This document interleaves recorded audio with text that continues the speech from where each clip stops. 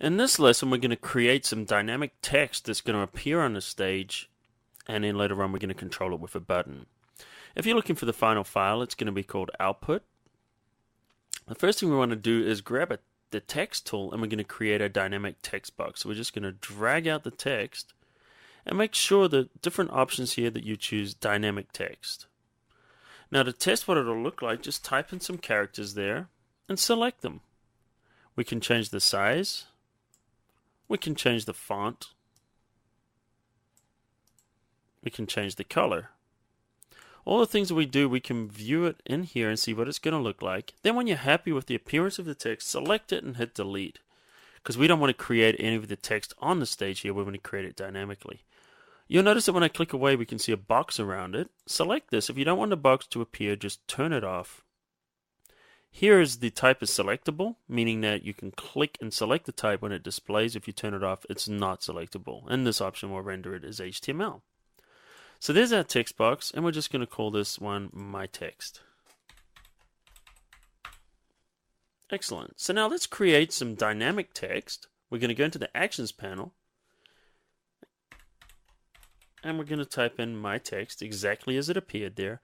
Now we want to give some kind of a property to our text. So we're going to hit the period, and this will enable us to put a property in here. And the property we want is text, because we want to put some text into our text box. And then we'll just choose equals, and then inside the quotation marks we'll put the type. We'll just type in this is text, and then for good measure we'll put a semicolon at the end of the line. Now let's test this. So we test it, there we go, this is text. I noticed that I put one too many S's in there, and I can easily go in and fix that. And this will display correctly because it's dynamic text. Notice that the text can be changed in the script, and it changes the way it displays on the stage. So this is great. This is a great way of applying a lot of your text on the stage rather than typing it in, because it's much quicker and easier to change it. Alright, now that we've created some basic text, why don't we change it where we're going to put it inside a function, and it won't run and it won't display until we click a button. So let's create a new, just drop it in a new line. We'll create a function, and we'll call the function traceIt, and we're going to make it an event.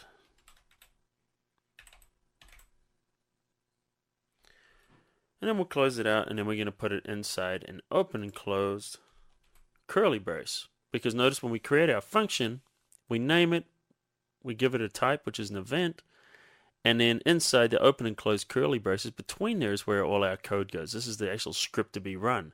And in this case, we're going to run the text. So let's create a button. We'll call it My Button, or My BTN, and we're going to add an event listener.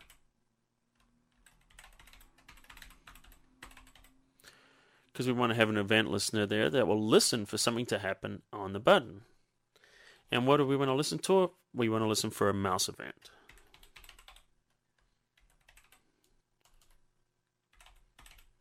And the mouse event is going to be a click. You could type it in or just grab it there. The mouse event type is always in capitals. Then we're going to do a comma. Last thing we want to put in here is, here's our event here. We've got the listener listening to the button object, and then when the mouse event click happens, it's going to run the function. Which function? TraceIt, because we need to give it the name. This is our identifier. Make sure it's spelled exactly correct, and then we'll just close it out. Now you can test the code by hitting this little check syntax, and it tells us there's no errors in our code, and that's nice to know. So why don't we collapse it, and we're going to give our button here. Let's go into components. We're going to drag out a new button, drop it on the stage, and then we're going to call this button My Button, or My BTN. Now let's test the movie. Notice that we have no errors, everything's working. We click the button, and then our text appears. So basically what we've done here is we've created a function.